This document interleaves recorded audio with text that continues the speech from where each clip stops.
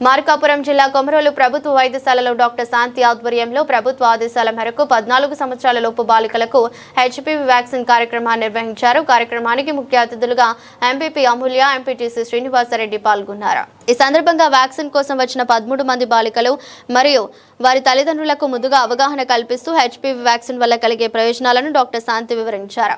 ఈ వ్యాక్సిన్ గర్భాశయ క్యాన్సర్ నివారణకు ఎంతో ఉపయోగపడుతుందని, ఆడపిల్లల తల్లిదండ్రులందరూ తప్పనిసరిగా తమ పిల్లలకు ఈ టీకా వేయించాలని కోరారు. అనంతరం ఎంపీపీ అమూల్య మాట్లాడుతూ కేంద్ర రాష్ట్ర ప్రభుత్వాలు భవిష్యత్తులో బాలికలు గర్భాశయ క్యాన్సర్ వంటి వ్యాధులతో బాధపడకుండా ఉండేందుకు ఈ వ్యాక్సిన్ ఉచితంగా అందిస్తున్నాయని తెలిపారు. ఈ అవకాశాన్ని తల్లిదండ్రులు సద్వినియోగం చేసుకోవాలన్నారు. అనంతరం డాక్టర్ శాంతి స్వయంగా విద్యార్థులకు వ్యాక్సిన్ వేశారు. ఏఎన్ఎంలు, ఆశా వర్కర్లు కూడా వ్యాక్సినేషన్ కార్యక్రమంలో పాల్గొన్నారు.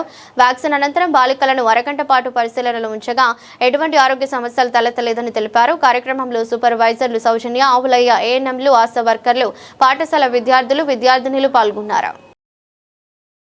ఈరోజు ప్రాథమిక ఆరోగ్య కేంద్రం కొమరోలులో హెచ్పివి వ్యాక్సినేషన్ ప్రారంభించడం జరిగింది. దీనికి ముఖ్య అతిథిగా ఎంపీపీ గారు అమూల్య గారు విచ్చేయడం జరిగింది. ఇప్పటి వరకు అంటే 12 గంటల వరకు టోటల్ 13 మెంబర్స్ స్టూడెంట్స్కి మనము హెచ్పివి వ్యాక్సినేషన్ ఇవ్వడం జరిగింది.